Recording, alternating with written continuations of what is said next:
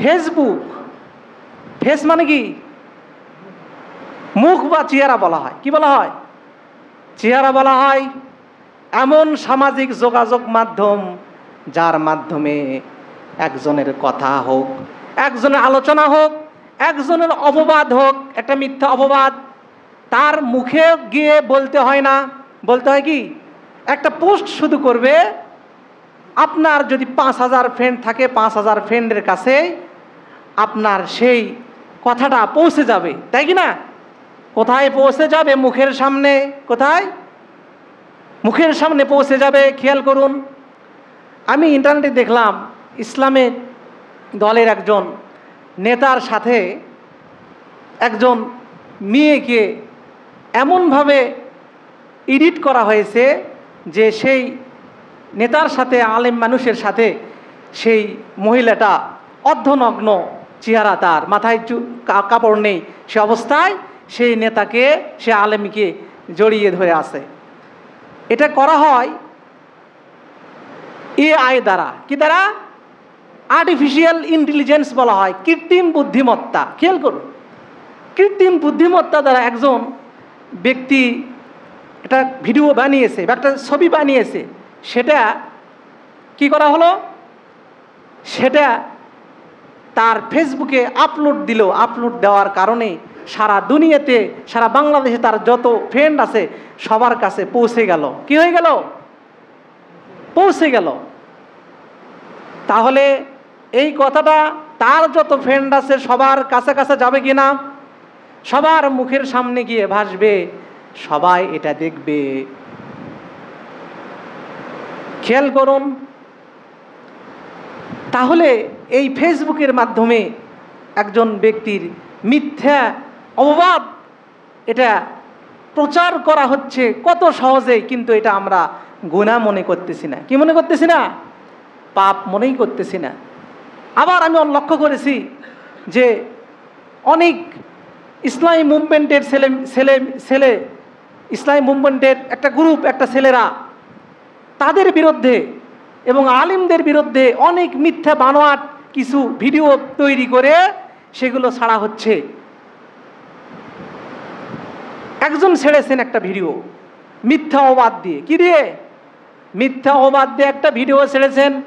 আপনার কাছে যখন ভিডিওটা আসলো, আপনি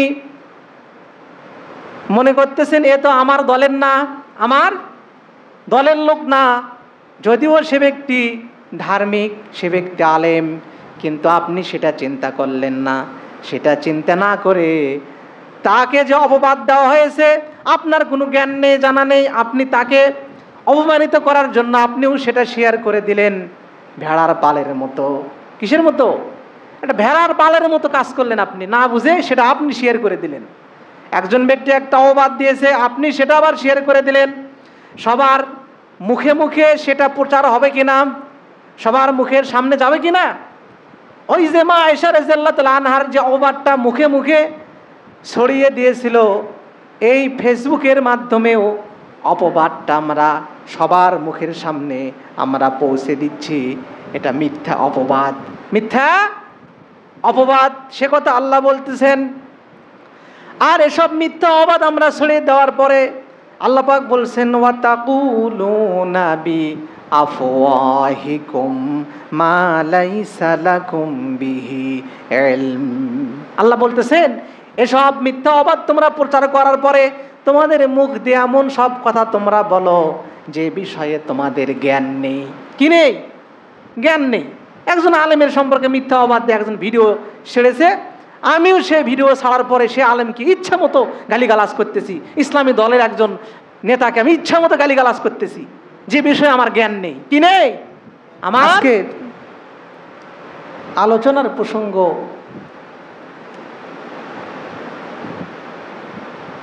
পরনিন্দা এবং অপবাদ। আমা তাওফিক ইল্লা বিল্লাহ আলাইহি তাওয়াক্কালতু ওয়া ইলাইহি উনীব। সমাজের মানুষের মধ্যে পারস্পরিক যে দূরত্ব, এই দূরত্ব কতগুলো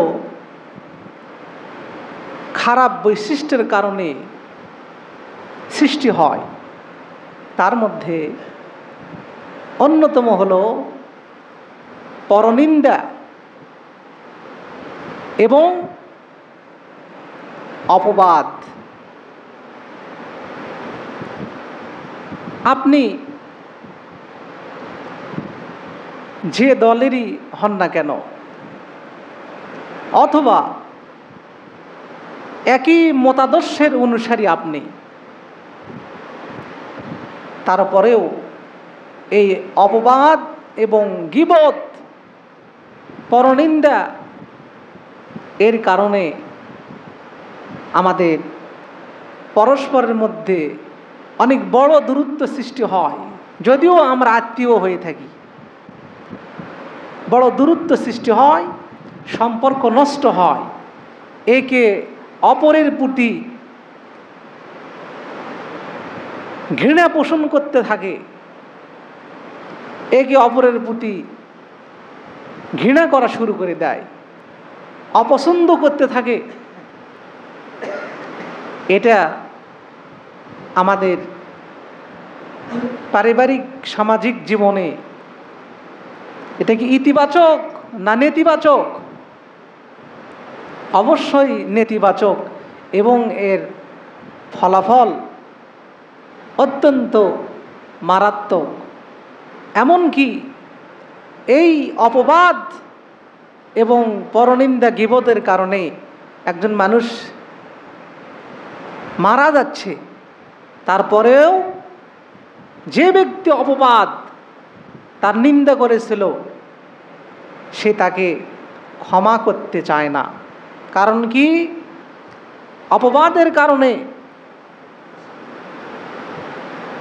নিন্দার কারণে সম্মান নষ্ট হয়, লাঞ্ছনার শিকার হতে হয়, তাই কি না? খেয়াল করুন, আল্লাহ রাব্বুল আলামিন পবিত্র কালামুল্লাহ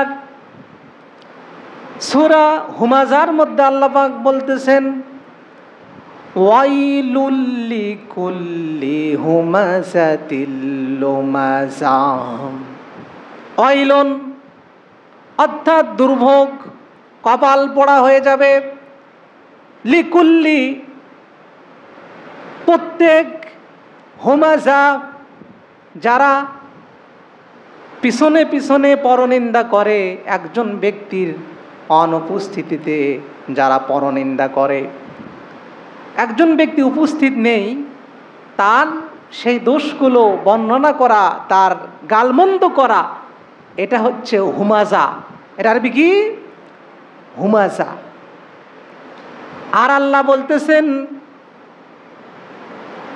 হুমাযাতিল লুমাযা। লুমাযা বলা হয়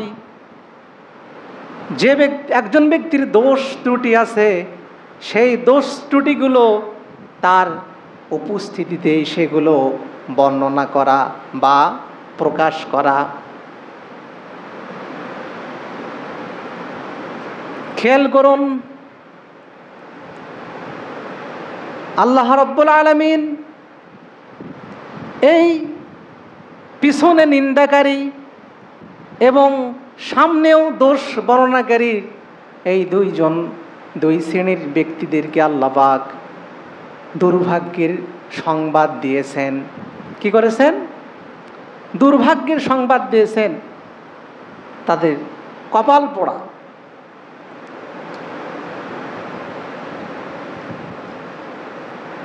খেয়াল করুন, এই যে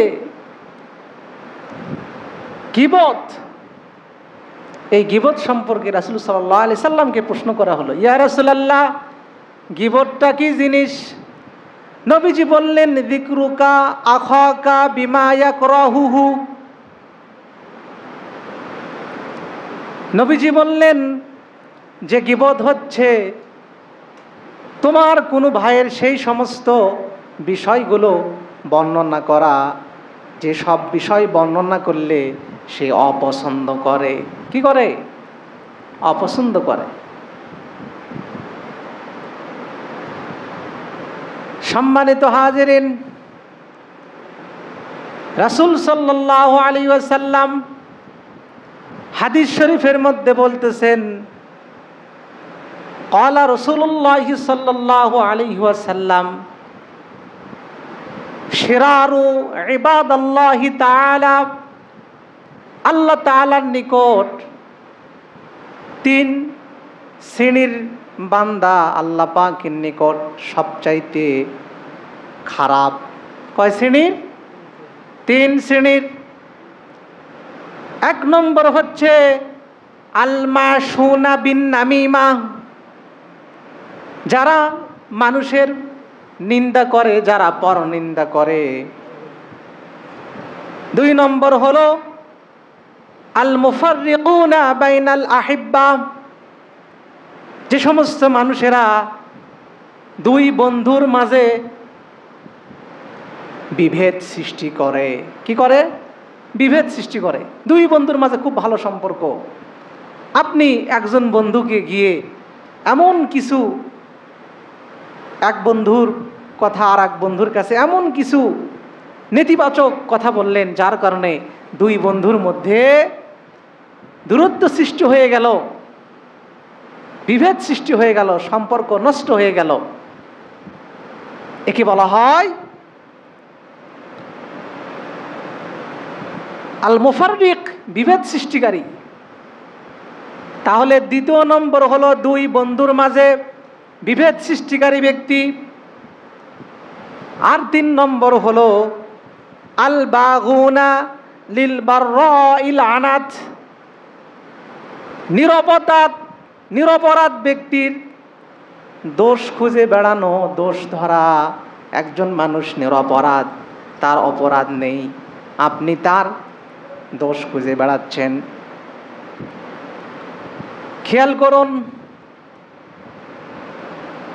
এই যে গীবত, হযরতে মাইমুনা রাদিয়াল্লাহু তাআলা আনহু উনি বর্ণনা করতেছেন, আমি একদিন ঘুমিয়ে গেলাম, ঘুমিয়ে যাওয়ার পরে আমাকে বলা হচ্ছে,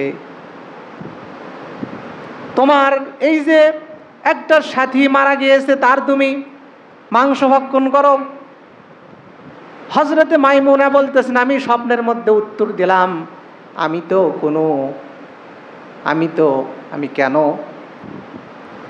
কেন আমার সঙ্গীর গোশত আমি ভক্ষণ করব। তখন তাকে বলা হলো, হ্যাঁ, তোমাকে তার মাংস ভক্ষণ করতে হবে। হযরতে মাইমুনা বলেন, আমি তো তার গীবত করি নাই, তাহলে আমি কেন তার মাংস ভক্ষণ করব? মৃত সঙ্গীর কেন মাংস ভক্ষণ করব? তখন তাকে বলা হচ্ছে, তুমি তার গীবত করো নাই, কিন্তু তার গীবত করা হচ্ছিল, তুমি তার গীবতগুলো বসে বসে শুনেছো। গীবতগুলো বসে বসে তুমি শুনেছো। এই ঘটনার পরে, এই স্বপ্ন দেখার পরে হযরতে মাইমুনা রাদিয়াল্লাহু তাআলা আনহু উনি সারা জীবনে কাউকে গীবত করতে দেন নাই, আর কারো গীবত উনি শোনেননি, কারো গীবত উনি শোনেননি। খেয়াল করুন,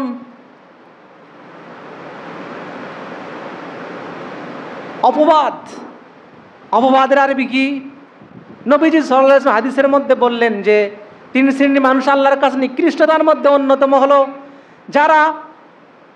যে সমস্ত ব্যক্তি আল বাগুনা লিল বাররাইল আনাত, নিরপরাধ ব্যক্তিদের যারা দোষ খুঁজে বেড়াবে, তারা হলো আল্লাহর কাছে নিকৃষ্ট কন্যা। আউযুবিল্লাহ। আর একজন মানুষের দোষ নেই, কি নেই? একজন মানুষের দোষ নেই, আমি তাকে সেই দোষে দোষী করলাম, দোষে আমরা তাকে দোষী সাব্যস্ত করলাম। যদি করা হয় তাহলে সেটা অপবাদ। সেটা কি? অপবাদ। আরবিতে বলা হয় তোহবত। খেয়াল করুন, এই অপবাদ এখন এমন মারাত্মক পর্যায়ে পৌঁছে গিয়েছে যে আমরা আমাদের জেনে শুনে অথবা না জেনে আমরা অপবাদ ছড়াচ্ছি। কি করতেছি? অপবাদ আমরা ছড়িয়ে দিচ্ছি। যখন হযরতে আয়েশা সিদ্দিকা রাদিয়াল্লাহু তাআলা আনহা ওনাকে অপবাদ দেওয়া হয়েছিল, জিনার অপবাদ দেওয়া হয়েছিল, মুমিনদের মধ্য থেকে যারা মুমিন নামে পরিচিত ছিল, মুসলমানদের মধ্য থেকে, আল্লাহ পাক সেটা সহ্য করেন নাই। হযরতে মা আয়েশা সিদ্দিকা রাদিয়াল্লাহু তাআলা আনহা উম্মুল মুমিনিন, তার পবিত্রতার ঘোষণা দিয়ে আল্লাহ পাক সূরা নূরের মধ্যে আয়াত নাজিল করলেন। সেই ঘটনা আমরা জানি। খেয়াল করুন, রাসূল সাল্লাল্লাহু আলাইহি সাল্লামের সময়ে যদি উম্মুল মুমিনিনকে তহবত দেওয়া হয়, মিথ্যা অপবাদ যদি দেওয়া হয়, তাহলে এখন মনে হয় মুনাফিকি আচরণ নেই। এখন তো সব আমরা খাঁটি মুমিন, তাই কি না? মুনাফিকি আছে না নাই?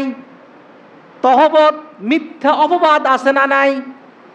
খেয়াল করুন, খুব সেনসিটিভ বিষয়, খুব গভীর মনোযোগ দিয়ে শুনতে হবে। যখন মা আয়েশা রাদিয়াল্লাহু তাআলা আনহাকে জিনার অপবাদ যখন দেওয়া হলো, আল্লাহ পাক সেটা সহ্য করেন নাই। অপবাদ আল্লাহ পাক সহ্য করেন নাই। এখন যখন অপবাদ যখন দেওয়া হয়েছে, আল্লাহ পাক আয়াত নাজিল করলেন।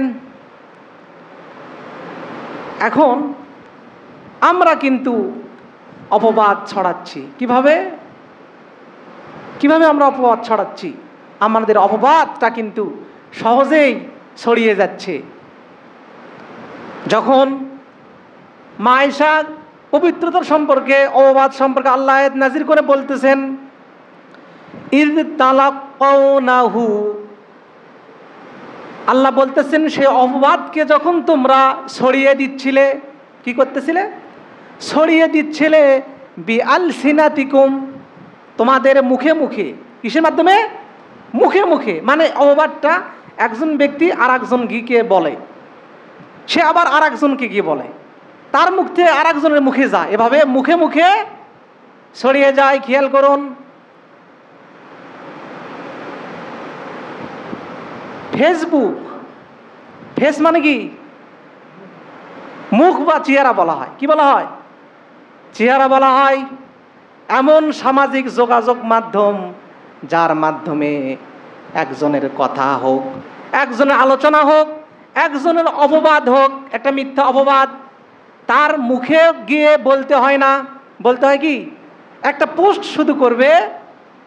আপনার যদি 5000 ফ্রেন্ড থাকে, 5000 ফ্রেন্ডের কাছে আপনার সেই কথাটা পৌঁছে যাবে, তাই কি না? কোথায় পৌঁছে যাবে? মুখের সামনে। কোথায়? মুখের সামনে পৌঁছে যাবে। খেয়াল করুন, আমি ইন্টারনেটে দেখলাম ইসলামের দলের একজন নেতার সাথে একজন মেয়েকে এমনভাবে এডিট করা হয়েছে যে সেই নেতার সাথে, আলেম মানুষের সাথে সেই মহিলাটা অর্ধনগ্ন চেহারা, তার মাথায় কাপড় নেই, সে অবস্থায় সেই নেতাকে, সে আলেমকে জড়িয়ে ধরে আছে। এটা করা হয় এআই দ্বারা। কি দ্বারা? আর্টিফিশিয়াল ইন্টেলিজেন্স বলা হয়, কৃত্রিম বুদ্ধিমত্তা। খেয়াল করুন, কৃত্রিম বুদ্ধিমত্তা দ্বারা একজন ব্যক্তি একটা ভিডিও বানিয়েছে বা একটা ছবি বানিয়েছে, সেটা কি করা হলো? সেটা তার ফেসবুকে আপলোড দিল। আপলোড দেওয়ার কারণে সারা দুনিয়াতে, সারা বাংলাদেশে তার যত ফ্রেন্ড আছে সবার কাছে পৌঁছে গেল। কি হয়ে গেল? পৌঁছে গেল। তাহলে এই কথাটা তার যত ফ্রেন্ড আছে সবার কাছে কাছে যাবে কি না? সবার মুখের সামনে গিয়ে ভাসবে, সবাই এটা দেখবে। খেয়াল করুন, তাহলে এই ফেসবুকের মাধ্যমে একজন ব্যক্তির মিথ্যা অপবাদ এটা প্রচার করা হচ্ছে কত সহজেই, কিন্তু এটা আমরা গুনাহ মনে করতেছি না। কি মনে করতেছি না? পাপ মনেই করতেছি না। আবার আমি লক্ষ্য করেছি যে অনেক ইসলামী মুভমেন্টের ছেলে ইসলামী মুভমেন্টের একটা গ্রুপ, একটা ছেলেরা তাদের বিরুদ্ধে এবং আলিমদের বিরুদ্ধে অনেক মিথ্যা বানোয়াট কিছু ভিডিও তৈরি করে সেগুলো ছাড়া হচ্ছে। একজন ছেড়েছেন একটা ভিডিও মিথ্যা অবাদ দিয়ে। কি দিয়ে? মিথ্যা অবাদ দিয়ে একটা ভিডিও ছেড়েছেন। আপনার কাছে যখন ভিডিওটা আসলো, আপনি মনে করতেছেন এ তো আমার দলের না, আমার দলের লোক না, যদিও সে ব্যক্তি ধার্মিক, সে ব্যক্তি আলেম, কিন্তু আপনি সেটা চিন্তা করলেন না। সেটা চিন্তা না করে তাকে যে অপবাদ দেওয়া হয়েছে, আপনার কোনো জ্ঞান নেই, জানা নেই, আপনি তাকে অপমানিত করার জন্য আপনিও সেটা শেয়ার করে দিলেন ভেড়ার পালের মতো। কিসের মতো? একটা ভেড়ার পালের মতো কাজ করলেন আপনি, না বুঝে সেটা আপনি শেয়ার করে দিলেন। একজন ব্যক্তি একটা অপবাদ দিয়েছে, আপনি সেটা আবার শেয়ার করে দিলেন। সবার মুখে মুখে সেটা প্রচার হবে কিনা, সবার মুখের সামনে যাবে কিনা? ওই যে মা আয়েশা রাদিয়াল্লাহু তাআলা আনহার যে অপবাদটা মুখে মুখে ছড়িয়ে দিয়েছিল, এই ফেসবুকের মাধ্যমেও অপবাদটা আমরা সবার মুখের সামনে আমরা পৌঁছে দিচ্ছি। এটা মিথ্যা অপবাদ, মিথ্যা অপবাদ, সে কথা আল্লাহ বলতেছেন। আর এসব মিথ্যা অপবাদ আমরা ছড়িয়ে দেওয়ার পরে আল্লাহ পাক বলছেন ওয়াতাকুলুনা বিআফওয়াহিকুম মা লাইসা লাকুম বিহি ইলম। আল্লাহ বলতেছেন এসব মিথ্যা অপবাদ তোমরা প্রচার করার পরে তোমাদের মুখ দিয়ে এমন সব কথা তোমরা বলো যে বিষয়ে তোমাদের জ্ঞান নেই। কি নেই? জ্ঞান নেই। একজন আলেমের সম্পর্কে মিথ্যা অপবাদ দিয়ে একজন ভিডিও ছেড়েছে, আমিও সেই ভিডিও ছাড়ার পরে সে আলেমকে ইচ্ছা মতো গালিগালাজ করতেছি, ইসলামী দলের একজন নেতাকে আমি ইচ্ছা মতো গালিগালাজ করতেছি, যে বিষয়ে আমার জ্ঞান নেই। কি নেই? আমার জ্ঞান নেই। সে কথা আল্লাহ বলতেছেন ওয়াতাহাসাবুনাহু হাইয়িনা। আল্লাহ বলতেছেন আর এই সমস্ত মিথ্যা অপবাদ ছড়ানোর পরে ওয়াতাহসাবুনাহু হাইয়িনা, তোমরা এই বিষয়টাকে তুচ্ছ মনে করো। কি মনে করো?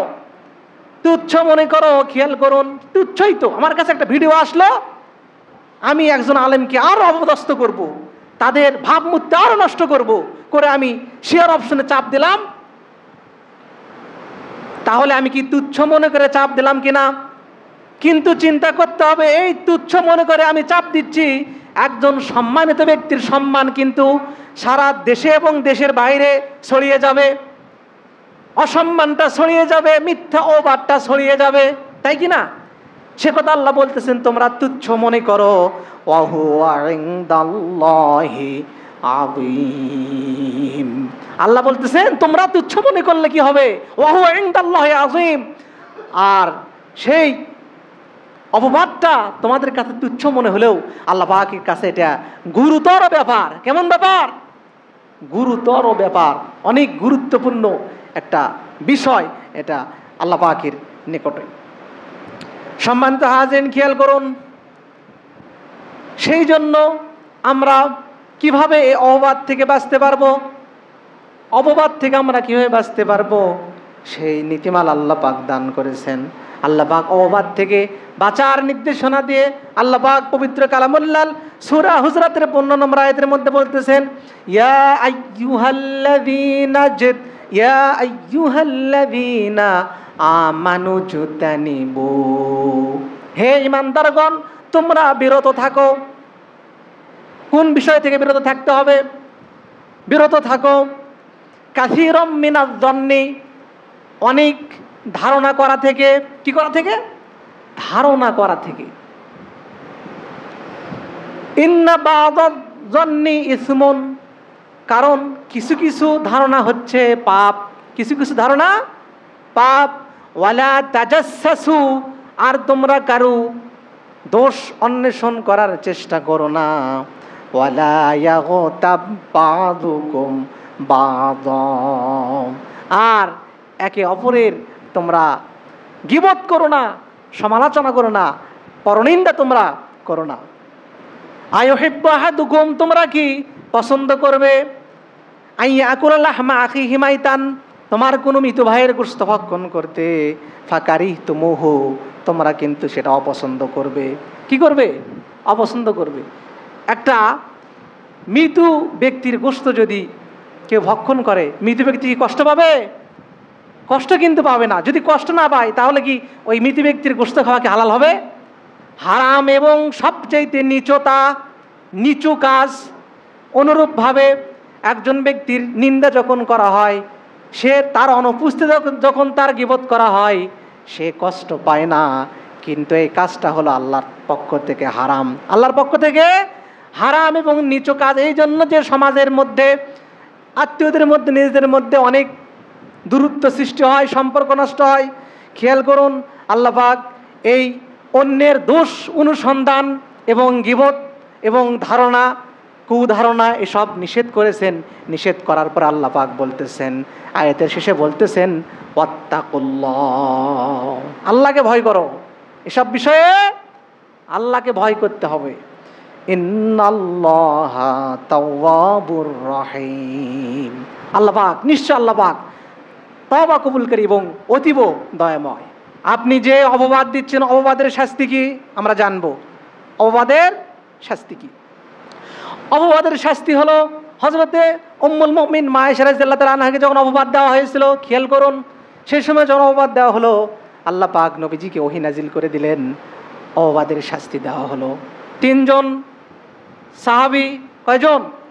3 জন মুমিন, মিস্তা, হামানা আর হাসান, এই 3 জনকে রাসূল সাল্লাল্লাহু আলাইহি সাল্লাম আল্লাহর হুকুমে 80টি করে বেত্রাঘাত করেন। কয়টি বেত্রাঘাত?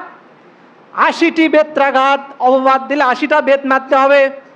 খেয়াল করুন, আপনি এখন প্রত্যেক দিন দেখেন যে একটা ইসলামী দলের নেতা, একটা আলেম মানুষ, ভালো মানুষ, তার সম্মান নষ্ট করব। আপনি তার বিরুদ্ধে মিথ্যা অপবাদ দিয়ে ছাড়া হয়েছে একটা পোস্ট, আপনি শেয়ার করে দিচ্ছেন। চিন্তায় আছেন কে একটা পোস্ট করে, আমি সেটা শেয়ার করব। একটা আলেমের বিরুদ্ধে, একটা ভালো মানুষের বিরুদ্ধে, তার সম্মান নষ্ট করব। আপনি শেয়ার করলেন। এভাবে শেয়ার করতে করতে টানা 1 মাস করলেন। কয়দিন? মানে আপনার নিশায় ওটা যে তাদের ভাবমূর্তি নষ্ট করব, তাদের জনপ্রিয়তা নষ্ট করব। তাহলে টানা 30 দিন করলেন। কয়দিন? 30 দিন যদি আপনি করেন, তাহলে একটা অপবাদের কারণে যদি 80টা বেত্রাঘাত হয়, তাহলে মাসে কয়টা হচ্ছে? 2400, তাই না? 2400 বেত যদি আপনাকে মারা হয়, আপনি বাঁচবেন? 80টা যদি ভালোভাবে মারা হয়, আপনাকে তো ভালো একটা ক্লিনিকে ভর্তি করাতে হবে। এই হলো শরীয়তের হুকুম। সেই জন্য আল্লাহর শাস্তিকে ভয় করতে হবে। একজন আলেমের সম্মান নষ্ট করা যাবে না, একজনকে অপবাদ দেওয়া যাবে না। এখন তো এই ফেসবুকে, এই ইন্টারনেটে শুধু আলেমদের বিরুদ্ধে সমালোচনা, আর তাদের কিভাবে সম্মান নষ্ট করা যায়, জনপ্রিয়তা নষ্ট করা যায়।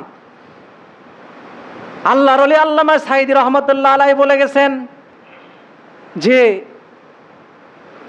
মিথ্যা অপবাদ দিয়ে আমাকে, আমার নিকট থেকে জনগণকে তোমরা পৃথক করবা, জনগণকে পৃথক করতে পারবা না। জনগণ আমার কারণে আসে না। উনি বলে যাননি? আল্লামা সাঈদী রহমাতুল্লাহ আলাইহি উনি বলে গেছেন, উনি আল্লাহর কোরআনটাকে এভাবে উঁচু করে ধরে বলেছিলেন যে জনগণ আমার জন্য আসে না, আমার জন্য আসে না জনগণ, জনগণ আমার সামনে আসে, আমার মাহফিলে আসে আল্লাহর কোরআনের জন্য। একথা বলেননি? একথা বলেছেন। আর এই কোরআনের মধ্যে আল্লাহ বলে দিয়েছেন, আপনি যতই বলেন না কেন, আপনি মিথ্যা অপবাদ যতই দেন না কেন, আলেমদের সার্টিফিকেট আল্লাহ দিয়েছেন। কে দিয়েছেন? আলেমদের সার্টিফিকেট আল্লাহ দিয়েছেন। এই কোরআনুল কারীমের মধ্যে আল্লাহ পাক 22 পারার শেষে আল্লাহ পাক সূরা ফাতিরের মধ্যে আল্লাহ পাক বলতেছেন, ইন্নামা ইয়াখশাল্লাহা মিন ইবাদিহিল উলামা, মিন ইবাদিহিল উলামা, ইন্নামা ইয়াখশাল্লাহ, নিশ্চয় কেবলমাত্র আল্লাহকে ভয় করেন কারা? মিন ইবাদিহিল উলামা, আলেমের বহু স্থান হচ্ছে ওলামা। আল্লাহ বলতেছেন যে তোমরা যতই অপবাদ দাও না কেন, যতই সমালোচনা করো না কেন, আমাকে, আমার যত বান্দা আছে তাদের মধ্যে সবচাইতে আলেমরা আমাকে, আমি আল্লাহকে সবচেয়ে বেশি ভয় করে। কন্যা সুবহানাল্লাহ। সম্মানিত হাজিরিন, যে আলোচনাগুলো হলো এই অবাধ এবং পরনিন্দা থেকে, এই কবিরা গুনাহ থেকে আল্লাহ পাক আমাদেরকে সকলকে বেঁচে থাকার তৌফিক দান করুন। পড়ছি আল্লাহুম্মা আমিন।